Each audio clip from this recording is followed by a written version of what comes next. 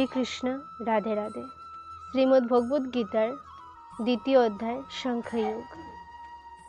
তস্য হি ধ্রুবম নিত্যম ধ্রুবম জন্মমিতস্য চ তস্মাৎ পরিহার্যেতি ন ত্বং সচিতমর্হসি। অনুবাদ: যার জন্ম হয়েছে তার মৃত্যু অবশ্যম্ভাবী এবং যার মৃত্যু হয়েছে তার জন্ম অবশ্যম্ভাবী। অতএব অপরিহার্য কর্তব্য সম্পাদন করার সময় তোমার শোক করা উচিত নয়।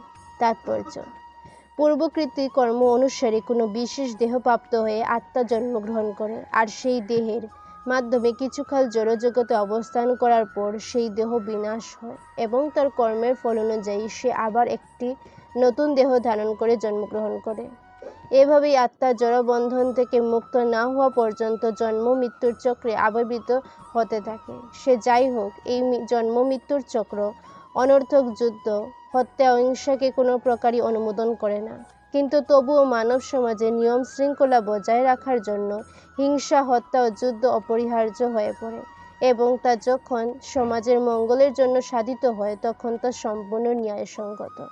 ভগবানের ইচ্ছা ফলে কুরুক্ষেত্রের যুদ্ধ আয়োজিত হয়েছিল বলে তা সম্পূর্ণ অবশ্যম্ভাবী ছিল এবং ন্যায়সঙ্গত কারণে যুদ্ধ করাটা ক্ষত্রিয়ের ধর্ম।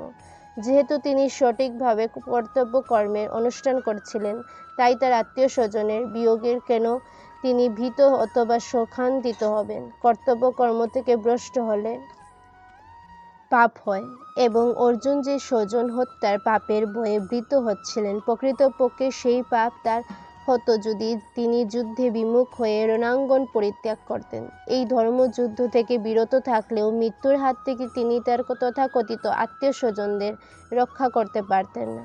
প্রকৃতির বিধান অনুসারে একদিন না একদিন তাদের মৃত্যু অবধারিত, কিন্তু অর্জুন যদি তার কর্তব্য কর্ম থেকে বিচ্যুত হয়ে পথভ্রষ্ট হয়ে পড়তেন তাহলে তার মান মর্যাদা ধূলিসাৎ হতো।